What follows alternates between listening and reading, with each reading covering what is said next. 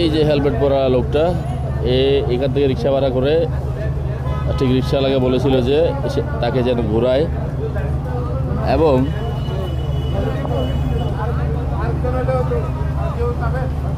সে বিভিন্ন ধরনের গুজব কথাগুলো বলছে। দেখি আমরা তার কিছু বক্তব্য শুনি। তার অনেকজন বাহিনীও এখানে আছে, চলেন জানতে চাই তার কাছে।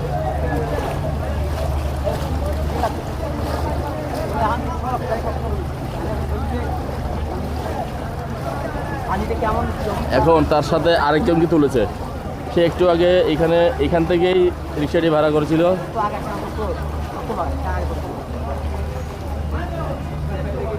ভাইয়া কেমন লাগছে আপনার? আপনার কেমন লাগছে? আমাদের অনুভূতি অসম। হ্যাঁ, আমরা বাইকে আসছি, এখন বাইক রেখে আমার রিক্সা দিয়ে পানিটা বেরোতে হচ্ছে। আপনি তো বাড়িটা একবার গেলেন আবার আসলেন, দেখলাম এখান থেকে রিক্সাটা নিলেন। আমার বন্ধু ছিল নেওয়ার জন্য আসছি। তাই? আমার বন্ধুকে নেওয়ার জন্য আসছি। ও আচ্ছা আমি আচ্ছা। মনে করছি আমার বন্ধু চলে গেছে সামনে, এখন আবার কল করছে বন্ধু এখানে দাঁড়ায় আছে, এই জন্য আসছি। এই জলপথটা কেন আপনি জানেন? এখানে নালা, এটা আসলে এই জায়গাটা আমার মনে হচ্ছে অন্য অন্য জায়গা থেকে এটা অনেক নিচু জায়গা, এই জন্য ওই পাশে পানি নেই, সামনে পানি নেই, কিন্তু এখানে সবসময় পানি। সামান্য বৃষ্টি এই পানিটা কি কারণে জায়গাটা একটু নিচু আর কি।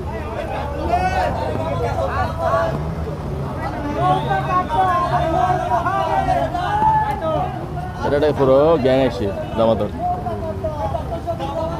এখানে হচ্ছে, তারা হচ্ছে বেশ কয়েকজন এখানে এসেছে। ঠিক তারা কয়েকজন মিলে আসলে এখানে তারা বিভিন্ন ধরনের ভিডিও করছেন এবং তারা নিজেরাই রিক্সা নিয়ে ঘুরছেন, একবার আসছেন একবার যাচ্ছেন এবং বিভিন্ন ধরনের অপ্রীতিকর কথা বলছেন। আসলে এটা তারা কী উদ্দেশ্যে করছেন সেটা আপনারা জানেন। ঠিক এই ধরনের আসলে বেশ কিছু পাবলিক তারা কিন্তু এখানে এই ধরনের কাজগুলো করছেন, এটি আমাদের চোখে ধরা পড়েছে। বারবার বলে রাখি, এই কাজটি হচ্ছে যেহেতু এই জলাবদ্ধতার একটাই কারণ, সেটি হচ্ছে এই যে হিজরাকালের কাজ চলছে, এখানে কিন্তু 15টি বাঁধ রয়েছে এবং সেই কাজটি করছে কিন্তু সিডিএ কাজটি করছে, কিন্তু সিডিএর কাজটি করার শর্তে কিন্তু সিডিএর কোনো কর্মকর্তা এই পর্যন্ত গত 2 দিন ধরে এখানে জলাবদ্ধতা, কিন্তু 2 দিন ধরে জলাবদ্ধতা থাকার পরে কিন্তু সিডিএর কোনো কর্মকর্তা কিন্তু একবারের জন্য কিন্তু এই জায়গায় আসেননি এবং এই জায়গাটি কেমন চলছে, এইখানে জলাবদ্ধতা কেমন, তারা কিন্তু একবার অবলোকন করেননি সিডিএর কোনো কর্মকর্তা। তারা আসলে এই কেন আসেননি, কী কারণে আসেননি, এই বিষয়গুলো আসলে অজানা এবং এইখানের যে জলাবদ্ধতা এবং চট্টগ্রাম নগরের বেশ কিছু এলাকায় এই ধরনের জলাবদ্ধতাগুলো একমাত্রই তাদের যে কনস্ট্রাকশন চলছে বিভিন্ন খালে, সেই কনস্ট্রাকশনের কারণে কিন্তু এই জলাবদ্ধতার সৃষ্টি এবং এই জলাবদ্ধতা নিয়ে বারবার যেটি জনগণকে একটা ভুল তথ্য দেওয়া হচ্ছে, সেটি হচ্ছে মেয়রের দিকে শুধু আঙুল উঠছে। আসলে যেটি ভুল তথ্য সেটি হচ্ছে এখানে মেয়রের কোনো ধরনের সম্পৃক্ততা নেই, কেননা এখানে সিটি কর্পোরেশনের এই প্রজেক্টগুলো কোনো সিটি কর্পোরেশন নয় এবং এই প্রজেক্টগুলো হচ্ছে সিডিএর প্রজেক্ট এবং সিডিএর বাদ দেওয়ার কারণে কিন্তু এখানে কিন্তু এই জলাবদ্ধতার সৃষ্টি। আর এই বাঁধগুলো যদি পুরোপুরি খুলে দেওয়া হয় তাহলে কিন্তু এই পানি আর থাকবে না, যার কারণে তারা এখনও বাঁধগুলো খুলতে পারেনি এবং তারাও কিন্তু এখানে একবারের জন্য আসেনি, যেটি অবাক করার বিষয়। এখানে কিন্তু গতকাল থেকে বারবার মেয়র আসছেন, দেখছেন এবং এখানে অবস্থান করছেন, বিভিন্ন ধরনের ইনস্ট্রাকশন দিচ্ছেন।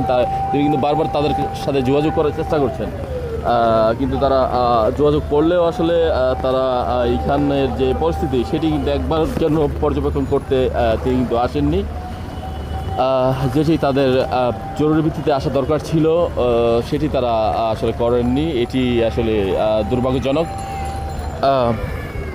আপনারা জানেন যে মাননীয় প্রধানমন্ত্রী দেশনায়ক জনাব তারেক রহমান কিন্তু এই চট্টগ্রামের প্রবর্তকের যে জলাবদ্ধতা, এই জলাবদ্ধতা নিয়ে কিন্তু তিনি দুঃখ প্রকাশ করেছেন এবং এছাড়াও চট্টগ্রামের যিনি অভিভাবক ডাক্তার সাদাত হোসেন মেয়র, তিনি কিন্তু গতকালকেও তিনি নগরবাসীর কাছে, যদিও বা তার কোনো ধরনের এইখানে সম্পৃক্ততা নেই, কেননা এটা হচ্ছে সিডিএর প্রকল্প এবং সেই সিডিএর প্রকল্পের সাথে সিটি কর্পোরেশনের কোনো ধরনের আসলে সম্পৃক্ততা নেই, যার কারণে তবুও তিনি একজন নগরপিতা হিসেবে তিনি জনগণের কাছে কিন্তু এই জলাবদ্ধতার দুর্দশার জন্য কিন্তু তিনি ক্ষমা চেয়েছেন এবং তিনি গতকালকে যেমন সারাদিন এবং সারাক্ষণ তিনি এই অবস্থা কিন্তু পর্যবেক্ষণ করেছেন। এই পর্যবেক্ষণের মধ্যে তিনি কিন্তু বারবার বিভিন্ন জায়গায় যেখানে যেখানে এই ধরনের জলাবদ্ধতা সৃষ্টি হচ্ছে বিভিন্ন জায়গায় তিনি কিন্তু ঘুরছেন, দেখছেন, তিনি কিন্তু রয়েছেন। তিনি একটু আগেও কিন্তু এখান থেকে এখানে ছিলেন এবং